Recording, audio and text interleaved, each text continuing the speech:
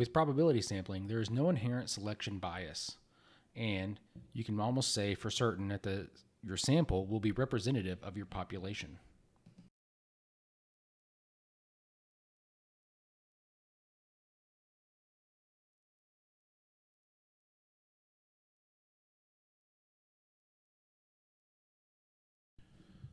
When each unit of the population has equal chance of being selected, and we use the pull out of the hat method or a table of random numbers, we're using simple random sampling.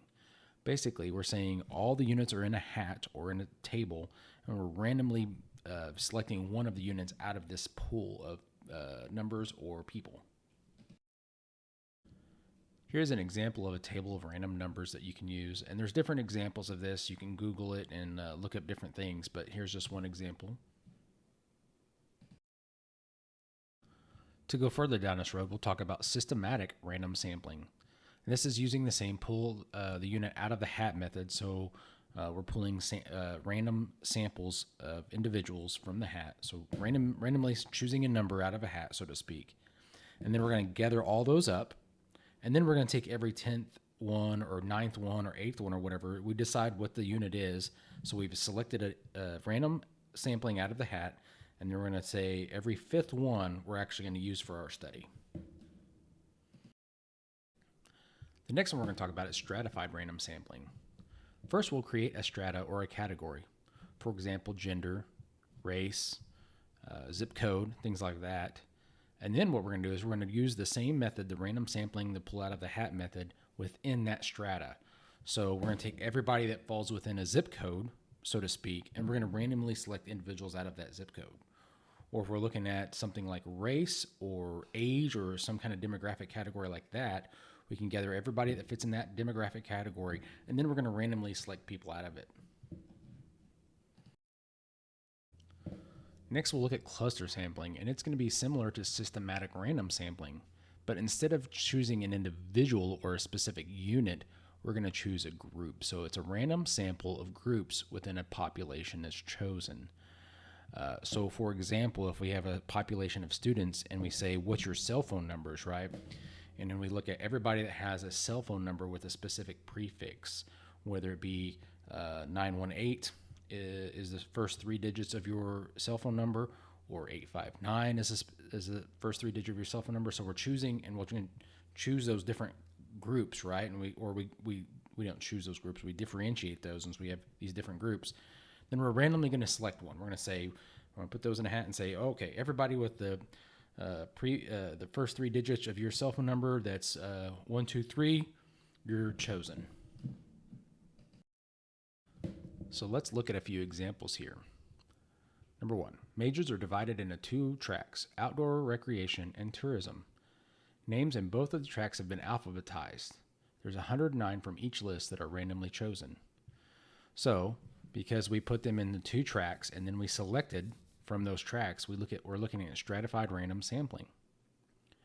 Number 2, names of all the majors have been alphabetized. Someone randomly chooses one name on the list to be surveyed.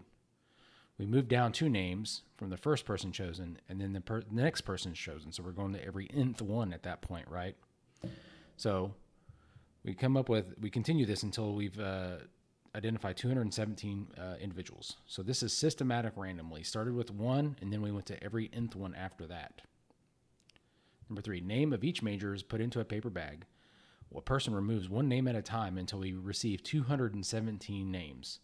So because we're just doing the simple random hat method, this is simple random sampling, just a straightforward simple random sampling. Majors come from all 50 states. 22 states have been randomly chosen. Students from those 22 states have been identified, and then 10 are randomly chosen from those states.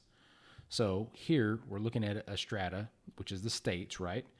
Next, we're looking at randomly selecting some of those states. So we randomly selected 22 states, and then the students are selected from those clusters. So that's cluster sampling.